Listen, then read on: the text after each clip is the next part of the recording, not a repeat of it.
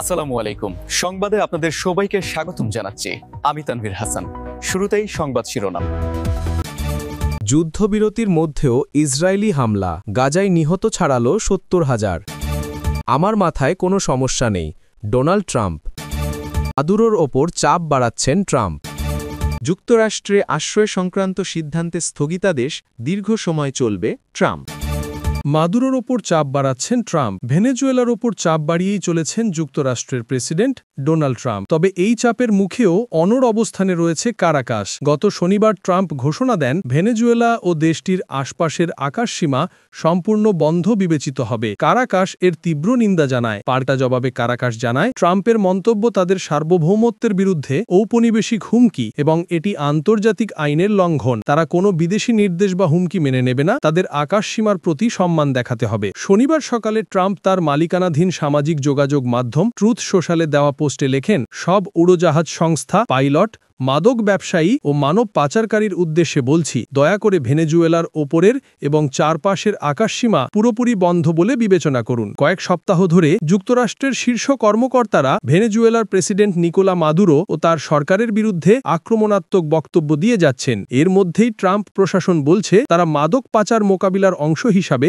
ভেনেজুয়েলাকে লক্ষ্যবস্তু করছে। তবে বিশেষজ্ঞ ও মানবাধিকার পর্যবেক্ষকদের আশঙ্কা, মাদুরোকে অবৈধভাবে ক্ষমতা থেকে অপসারণের চেষ্টার ভিত্তি তৈরি করছে ওয়াশিংটন। এ বিষয়ে যুক্তরাষ্ট্রের প্রতিরক্ষা দপ্তর তাৎক্ষণিকভাবে কোনো জবাব দেয়নি। ক্যারিবীয় অঞ্চলে সন্দেহভাজন মাদকবাহী নৌকায় যুক্তরাষ্ট্রের হামলা কয়েক মাস ধরে চলমান রয়েছে।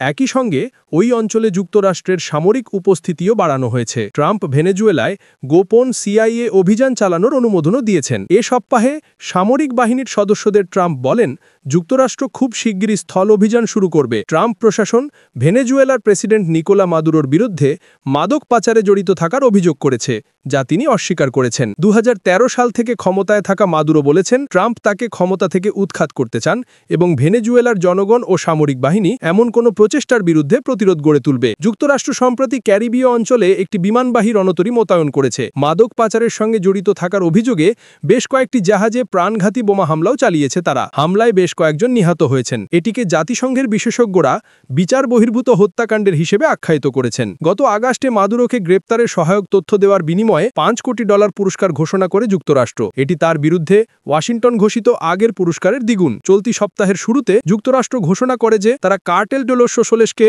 সন্ত্রাসী সংগঠন হিসেবে চিহ্নিত করছে। যুক্তরাষ্ট্রের দাবি, এই সংগঠনের সঙ্গে মাদুরোর সংশ্লিষ্টতা আছে। এদিকে বিভিন্ন সংবাদ মাধ্যমের খবরে বলা হয়েছে, প্রেসিডেন্ট ট্রাম্প ভেনেজুয়েলার প্রেসিডেন্টের সঙ্গে কথা বলেছেন। শুক্রবার দ্য নিউ ইয়র্ক টাইমসের খবরে বলা হয়, গত সপ্তাহে ট্রাম্প মাদুরোর সঙ্গে কথা বলেছেন। দুই নেতার মধ্যে যুক্তরাষ্ট্রে সম্ভাব্য একটি মিটিং নিয়েও আলোচনা হয়েছে। আমার মাথায় কোনো সমস্যা নেই, ডোনাল্ড ট্রাম্প। মার্কিন প্রেসিডেন্ট ডোনাল্ড ট্রাম্প রোববার ৩০ নভেম্বর বলেন, তার মস্তিষ্কে কোনো সমস্যা নেই। সাংবাদিকদের সঙ্গে আলাপের সময় তিনি ঠাট্টা করে কথা বলেন। তিনি জানান, তার সাম্প্রতিক এমআরআই পরীক্ষার ফল পারফেক্ট এসেছে, তবে এটি মস্তিষ্কের এমআরআই ছিল না। উল্লেখ করে ট্রাম্প বলেন, আমি শুধু একটি বুদ্ধিমত্তার পরীক্ষা করেছি এবং তাতে খুব ভালো নম্বর পেয়েছি, যা অর্জনের ক্ষমতা আপনাদের নেই। এর আগে দীর্ঘদিন ধরে ট্রাম্পের মানসিক স্বাস্থ্য নিয়ে বিতর্ক চলছিল। তার প্রথম মেয়াদে প্রকাশিত ফায়ার অ্যান্ড ফিউরি বইয়ে মার্কিন সাংবাদিক মাইকেল উলফ লিখেছিলেন, ট্রাম্পের মারাত্মক মানসিক সমস্যা রয়েছে এবং তিনি একই কথা একাধিকবার বলেন। তবে হোয়াইট হাউসের চিকিৎসক রনি জ্যাকসন তখন জানিয়েছিলেন, প্রেসিডেন্ট ট্রাম্পের সামগ্রিক স্বাস্থ্য অত্যন্ত চমৎকার। পরবর্তীতে ট্রাম্পের শারীরিক পরীক্ষায় মানসিক ফিটনেসের বিষয়টি অন্তর্ভুক্ত করা হয়নি। পরবর্তীতে কয়েকজন চিকিৎসক ও স্বাস্থ্য কর্মকর্তা ডাক্তার জ্যাকসনকে চিঠি লিখে ট্রাম্পের মানসিক স্বাস্থ্য মূল্যায়নের আহ্বান জানান। তারা উল্লেখ করেছেন, ৬৬ বছর বা তার বেশি বয়সীদের শারীরিক পরীক্ষা চালানোর সময় মানসিক মূল্যায়নও জরুরি। যুদ্ধবিরতির মধ্যেও ইসরায়েলি হামলা গাজায় নিহত ছাড়ালো ৭০,০০০। ফিলিস্তিনের অবরুদ্ধ গাজায় যুদ্ধবিরতির মধ্যেও হামলা অব্যাহত রেখেছে দখলদার ইসরায়েল। প্রতিদিনই বিভিন্ন এলাকায় ড্রোন, বিমান হামলা ও গোলাবর্ষণে হতাহত হচ্ছেন বহু ফিলিস্তিনি। এর ফলে ২ বছরেরও বেশি সময় ধরে চলা ইসরায়েলি আগ্রাসনে উপত্যকানিকে নিহতের সংখ্যা ৭০,০০০ ছাড়িয়েছে বলে জানিয়েছে গাজার স্বাস্থ্য মন্ত্রণালয়। কাতার ভিত্তিক সংবাদ মাধ্যম আল জাজিরা এক প্রতিবেদনে এ তথ্য জানিয়েছে। প্রতিবেদনে বলা হয়েছে, ২০২৩ সালের ৭ অক্টোবর থেকে ইসরায়েলি আগ্রাসন শুরুর পর থেকে এখন পর্যন্ত গাজা উপত্যকায় কমপক্ষে ৭০,১০০ জন নিহত হয়েছেন বলে শনিবার উপত্যকাটির স্বাস্থ্য মন্ত্রণালয় জানিয়েছে। বর্বর এই আগ্রাসনে আহত হয়েছেন আরও ১,৭০,৯০০ জনের বেশি মানুষ। গাজায় প্রাণহানির মর্মান্তিক এই মাইলফলক এমন এক সময় পার হল যখন গত মাসে যুক্তরাষ্ট্রের মধ্যস্থতায় হামাসের সঙ্গে যুদ্ধবিরতি হওয়া সত্ত্বেও প্রায় প্রতিদিনই নতুন করে হামলা চালিয়ে যাচ্ছে ইসরায়েল। এদিকে শনিবার সকালে খান ইউনিসের পূর্ব দিকে বানি সুফাইলা শহরে ড্রোন হামলায় 2 ফিলিস্তিনি শিশুর মৃত্যু হয়েছে বলে জানিয়েছেন চিকিৎসাকর্মীরা। আল জাজিরাকে প্রত্যক্ষদর্শীরা জানান, আল ফারাবি স্কুলের কাছে কয়েকজন সাধারণ মানুষের ওপর ড্রোন থেকে বোমা নিক্ষেপ করা হয়। এতে জুমা এবং ফাদি তামের আবু আসি নামের 2 ভাই নিহত হয়।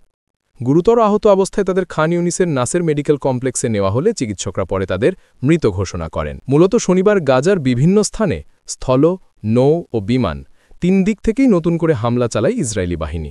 চিকিৎসা সূত্র জানায়, খান ইউনিসের নৌর পূর্বাঞ্চলীয় অল কারারা এলাকায় ইসরায়েলি গোলাবর্ষণে ও বোমাবর্ষণে কমপক্ষে 3 জন ফিলিস্তিনি আহত হয়েছেন। গাজা সিটির পূর্বাঞ্চলীয় তুফা এলাকায়ও শনিবার সকালে ইসরায়েলি বিমান থেকে হামলা চালানো হয়। পাশাপাশি দক্ষিণাঞ্চলীয় রাফাহের পূর্ব দিকেও হামলা হয়। এর আগের দিন নাসের মেডিকেল কমপ্লেক্স জানায়, বানি সুফাইলা ইয়েলো লাইনের বাইরে ইসরায়েলি ড্রোন হামলায় একজন ফিলিস্তিনি নিহত হন। গাজার সরকারি গণমাধ্যম কার্যালয়ের মহাপরিচালক ইসমাইল আল থাবাবতা শুক্রবার জানান, যুদ্ধবিরতি শুরুর পর থেকে ইসরায়েল তা 535 বার লঙ্ঘন করেছে। যুক্তরাষ্ট্রে আশ্রয় সংক্রান্ত সিদ্ধান্তে স্থগিতাদেশ দীর্ঘ সময় চলবে। যুক্তরাষ্ট্রের আশ্রয় সংক্রান্ত সিদ্ধান্তে জারি করা স্থগিতাবস্থা দীর্ঘ সময় বজায় রাখার ইচ্ছা আছে তার প্রশাসনের। সম্প্রতি হোয়াইট হাউসের কাছে ন্যাশনাল গার্ডের 2 সদস্যকে গুলির ঘটনার পর অভিবাসন প্রত্যাশীদের আশ্রয় সংক্রান্ত সব সিদ্ধান্ত স্থগিত করা হয়। গুলিতে ন্যাশনাল গার্ডের এক সদস্য নিহত হন।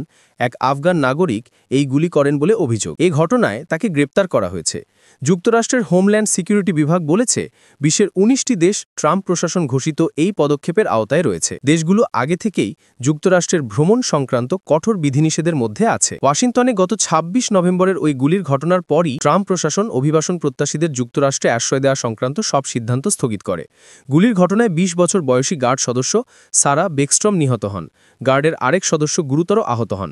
গুলির ঘটনায় জড়িত থাকার অভিযোগে 29 বছর বয়সী আফগান নাগরিক রহমানুল্লাহ লাকানওয়ালকে গ্রেফতার করা হয়। তার বিরুদ্ধে প্রথম ডিগ্রি হত্যার অভিযোগ আনা হয়েছে। আফগানিস্তানে মার্কিন গোয়েন্দা সংস্থা CIA সমর্থিত যে বাহিনী তালেবানের বিরুদ্ধে লড়াই করেছিল, তার সদস্য ছিলেন লাকানওয়াল। 2021 সালে মার্কিন সেনা প্রত্যাহার করার পর চালু হওয়া একটি পুনর্বাসন কর্মসূচির আওতায় তিনি যুক্তরাষ্ট্রে প্রবেশের সুযোগ পান। ট্রাম্প প্রশাসনের অধীন চলতি বছরের এপ্রিলে লাকানওয়ালের আশ্রয়ের আবেদন মঞ্জুর হয়।